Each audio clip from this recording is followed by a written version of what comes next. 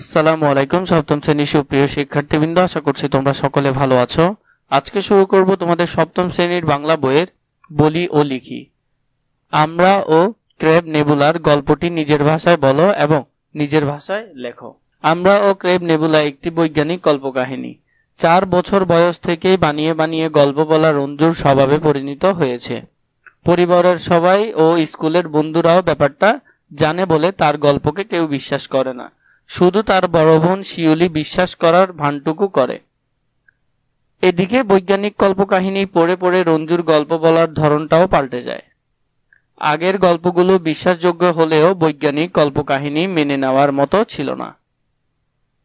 তবে সত্য সত্য রঞ্জু একদিন রাতে ছাদের ওপর একটি মহাকাশযান দেখতে পায়। ফ্লাইং সসারের মতো দেখতে যানটির ভেতর থেকে কাঠির মতো বড় মাথার প্রাণী বেরিয়ে এলো। তার সঙ্গে অনেক কথাও হলো তার। ক্রেব নেবুলার যাত্রীদের ফুয়েল ট্যাঙ্কের ফুটোটা চুইংগামের স্টিক চিবিয়ে নরম করে সারিয়ে তুলতে সাহায্য করল রঞ্জু। বিনিময়ে পেল বিস্ময়কর এক উপহার, ক্রেব নেবুলার ত্রিমাত্রিক প্রতিচ্ছবি, যা আসলে একটি আমরা। অবিশ্বাস্য ও অকল্পনীয়, অথচ বাস্তব সেই আনন্দময় অভিজ্ঞতাটি রঞ্জু ভাগাভাগি করতে পারল না, এমনকি তার বড় বোনের সঙ্গেও নয়। কেননা এটিও একটি বানানো গল্প বলে শিউলি হয়তো অবিশ্বাস করবে। গল্পটিতে শিশু কিশোরদের সৃষ্টিশীল ও কল্পনাপ্রবণ মানসিকতা প্রকাশিত হয়েছে।